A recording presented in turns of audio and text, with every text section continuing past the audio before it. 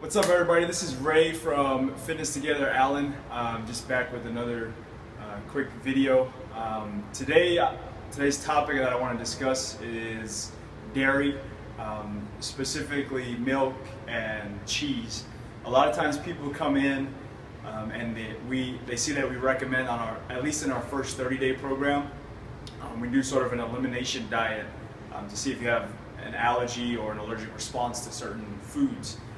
People are usually very reluctant to give up dairy. I think it comes from certain recommendations from certain people with regards to calcium.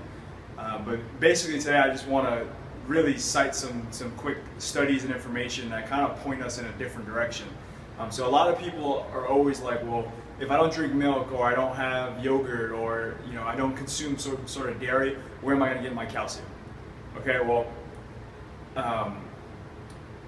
there's a ton of foods out there, first and foremost, that have a lot more calcium per serving than dairy does, and it's actually more biologically friendly, meaning you absorb it at a better rate. Some of those things are like green leafy vegetables, beans, if you can digest them okay, nuts and seeds, salmon and sardines are actually pretty high in calcium as well. On the seed side, specifically sesame seeds are way higher in calcium per serving. And then on the green side, collard greens. If you look at the numbers on charts, you'll see that it's higher per cup. So in answer to the first question, where are you going to get your calcium from? Really, there's a ton of other food options out there that actually provide the same amount of calcium. Okay, so now let's talk about bone health. So a ton of people are under this misconception that just taking calcium will form bone. Okay, that couldn't be further from the truth. And there's a lot of evidence and a lot of studies. You just need to look them up, and I'll post some here at the bottom of the video as well. But there's a book out there called The Calcium Lie, and it's written by Dr. Robert Thompson, who's an MD, and he, quoting from his book, basically saying bone is composed of at least a dozen minerals. Okay, so calcium is not the answer, or more calcium is not the answer. I'm also going to cite some other studies. So there was a 12-year Harvard Nurses Health Study, and this can be Googled if you want something more, a little bit more scholarly, I guess. I don't know if you know how to use Google Scholar, but if you use Google Scholar and search, it'll pull up all the .edus, medical publications, etc. But basically, that study found that those who consume the most calcium from dairy actually broke more bones in that study. So that's one pointing to the opposite of what we've kind of been told. Going back to that, because calcium again is an acid neutralizer, basically when you're drinking milk, it's acidic. You can test the pH yourself, unless you're drinking like a super high quality raw milk, which is pretty hard to find because most of the time it's illegal. However, again, because it's an acid neutralizer, your body actually robs calcium stores to basically neutralize it. So you're not really absorbing any of the calcium.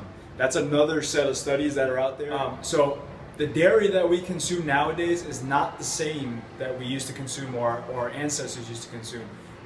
They used to actually consume raw milk, and they were from cows that were free feeding or grass fed.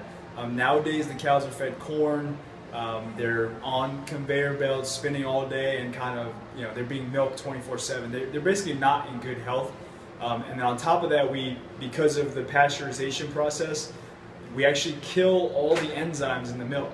Enzymes actually help you digest certain things in foods. That's why raw foods or vegetables are so good for you, because they're high in enzyme content, which help with digestion. So when you kill all that stuff, it's actually it's not as easy for your body to digest, and then you get all sorts of problems like inflammation. If you have leaky gut syndrome, which is common nowadays, it might pass through the intestinal wall and cause other issues. But some of the other things that need to be, or that I should say, is also if you look at the enzymes of children, children or when we're born as babies, we're supposed to be breastfed. But around the age of 3, our lactase, or the enzyme that we need to digest milk, even breast milk, actually plummets. So it goes down naturally. So I mean, when you start thinking about it logically, should we really be consuming cow's milk? I mean, it was really meant for baby cows at the end of the day. I know, yes, it has protein and it has some other minerals, but that doesn't mean that, you know, we're digesting it properly and assimilating all those things. Real quick, some other studies. So in the American Journal of Epidemiology, this is all stuff you can look up again, show that consumption of dairy products at age 20 or after increased risk of hip fracture in old age. So again, you have another study showing that it's not contributing to better bones. American Journal of Public Health, this is directly quoted from the study. It says, these data do not support the hypothesis that higher consumption of calcium from milk or from other food sources protects against hip or forearm fracture. So this one was like a direct bone-related fracture thing, and it's also saying the consumption of calcium. So again, calcium is showing that calcium by itself is not correlated with better bone health. You have to have the rest of the minerals. Our bone is made of a lot of other things, not just calcium. The reason I bring this up is because one, I care, and I'm just really passionate about it. And we have a lot of people that come in and question why we have this stance about dairy or milk. There are some people that can still digest it okay, but from the last 4 to 6 years of experience with a lot of clients, every time we have them eliminate dairy for 3 to 4 weeks and then they put it back in, 9 times out of 10 they get a negative reaction. It could be bloating, it could be acne, it could be a tired feeling.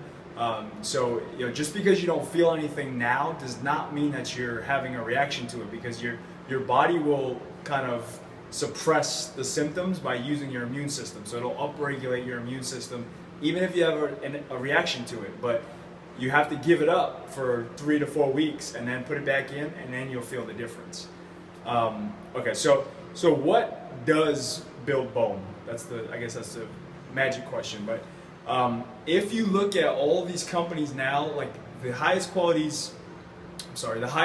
vitamin companies and food-based supplement companies, all of the bone supplements, and one I like to use is CALM, C-A-L-M, and that's a CalMag or calcium magnesium supplement.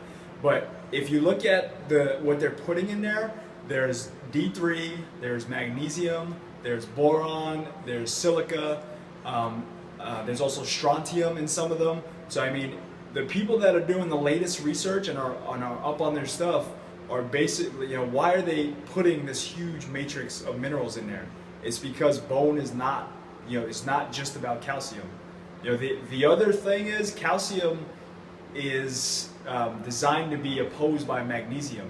So you should have a 2-to-1 ratio of calcium to magnesium, but our food supply is becoming more and more depleted of magnesium.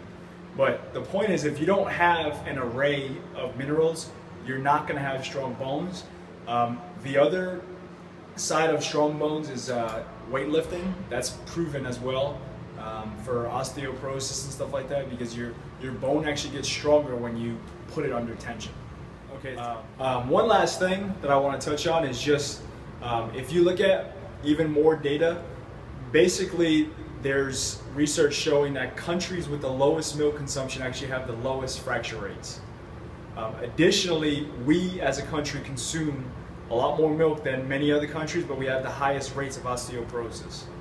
It's common for people to consume dairy, and it's common for even doctors to prescribe more milk and dairy products for bones when you look at the data, it doesn't really support that.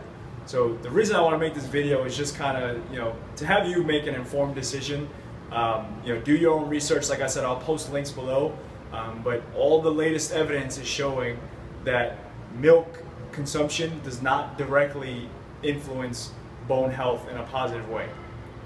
In fact, it looks like it's the opposite, unless again you're consuming like raw milk, if you have access to a farm or something like that, or like in Texas here there's Layla Farms, which is lightly homogenized, but again you would have to have those enzymes, and which few people do, to still digest the milk properly. Otherwise you'd still get a reaction. And then finally, this is I mentioned earlier, the supplement CALM. So like this is the one that Amy and I use. So I definitely recommend people use this if you think you have a calcium deficiency. At least this one has the D3, calcium, magnesium, potassium, and it also has boron, which are all important for bone health, and not just calcium. One other thing I would suggest, and this is again just from testing it with clients over the years, I mean, I have not seen anyone actually suffer from eliminating dairy from their diet. So this is my challenge. I challenge you to at least try eliminating milk and most dairy products for 30 days and see how you feel. From experience, most people feel much better, but I could be wrong. So if you do decide to take that challenge, post it below and let me know how it goes. Have a good day.